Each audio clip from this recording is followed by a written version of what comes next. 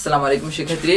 আজকে আমরা শিখবো যে এইচএসসি আইসিটি তৃতীয় অধ্যায় রূপান্তর। ঠিক আছে, তো রূপান্তরের আজকে মনে করো তৃতীয় নাম্বার ক্লাস। প্রথম ক্লাসে আমরা শিখেছি যে তোমার কিভাবে দশমিক থেকে বাইনারি করা যায়। ঠিক আছে, আবার দ্বিতীয় ক্লাসে আমরা শিখেছি যে কিভাবে অনুসংখ্যা থেকে দশমিক সংখ্যায় রূপান্তর করা যায়। ঠিক আছে, আজকে আমরা শিখবো যে কিভাবে বাইনারি থেকে, কি বলতো, বাইনারি থেকে অক্টালে রূপান্তর করার নিয়ম। ঠিক আছে, কিভাবে অক্টাল থেকে বাইনারি করব। ঠিক আছে, বাইনারি সংখ্যাটি 3 বিট করে সাজাতে হবে। ঠিক আছে, 3 বিট করে সাজিয়ে তোমার বিটের সাহায্যে করতে হবে। ঠিক আছে, তো দেখি আমরা কিভাবে বাইনারি থেকে অক্টালে করা যায়। ঠিক আছে, তো আমাদের আজকে নিয়ম কি বলতো, কোন ক্লাসটা আছে, বাইনারি থেকে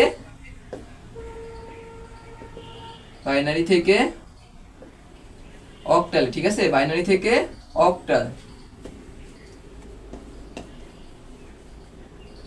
বাইনারি থেকে কিসে বলতো, বাইনারি থেকে অক্টাল।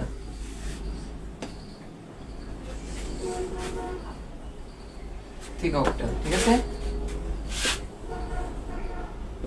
তো বাইনারি থেকে অক্টাল। তো দেখো যে বাইনারি একটা সংখ্যা তুলি 111।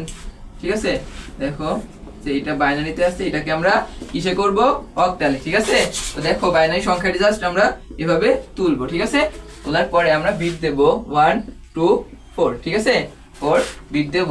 এই বাইনারি সংখ্যাটাকে এই বিটের নিচে জাস্ট আমরা সাজাবো। ঠিক আছে, দেখো জাস্ট বিটের নিচে সাজালাম, যেটার দেখো যে 4 এর নিচে 1 আছে। ঠিক আছে, কি আছে বলো তো, 1 আছে, তাই আমরা 4 কে কাউন্ট করব। 2 এর নিচে 1 আছে, তাই আমরা 2 কে কাউন্ট করব।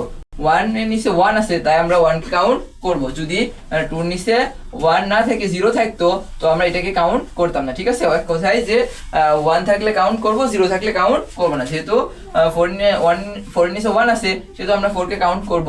তাহলে 2 নিচে 1 আছে, 2 কে কাউন্ট করব।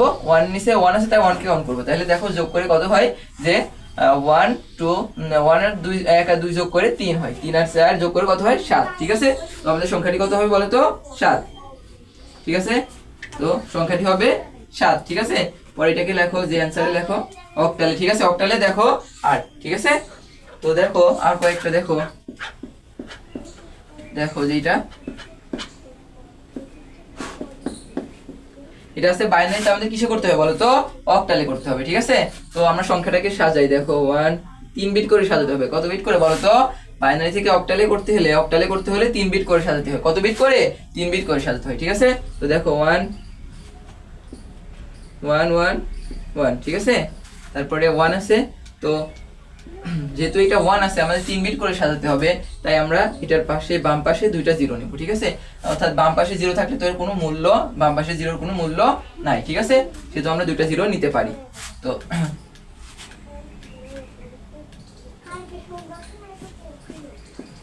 ঠিক আছে, তো দেখো যে আবার আমরা বিট লিখবো, বিট লেখার পরে বিট অনুযায়ী সাজাবো। ঠিক আছে, দেখো যে 0 0 1। ঠিক আছে, 0 0 1।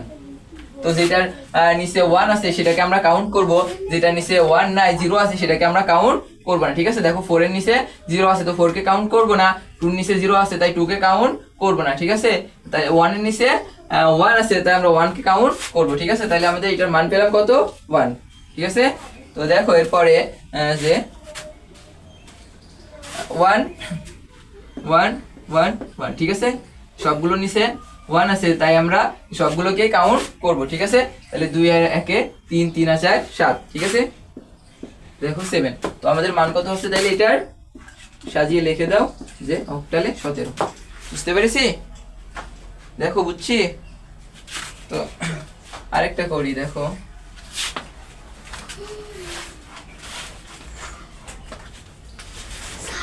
দেখো 1 1 1 0 1 1। ঠিক আছে, তো 0 1 1, এটা বড় সংখ্যা। ঠিক আছে, একটা বড় সংখ্যা দিয়ে করি। দেখো যে এটা বাইনারিতে আছে, আমাদের কিসে করতে হবে বলো তো, অক্টালে করতে হবে। কিসে করতে হবে বলো তো, অক্টালে। ঠিক আছে, তো অক্টালে আমরা সংখ্যা 3 বিট করে সাজাই। সংখ্যা যত বড়ই থাকুক না কেন, আমাদেরকে 3 বিট করে জাস্ট সাজাইতে হবে। ঠিক আছে, তারপরে বিটের নিচে মানগুলো বসাই দিয়ে করতে হবে। ঠিক আছে, তো দেখো যে 1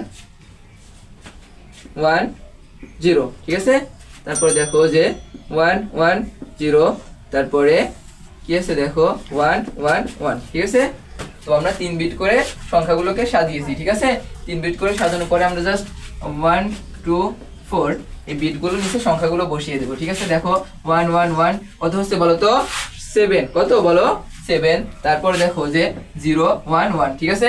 তো দেখো মান কত হচ্ছে 1 2, তাহলে 1 2 1 নিচে 1 আছে, তাহলে আমরা 1 কে কাউন্ট করব। 2 নিচে 1 আছে, তাহলে 2 কে কাউন্ট করব, তাহলে 2 এর একে 3, ঠিক আছে। এটার মান কত হচ্ছে 3, ঠিক আছে।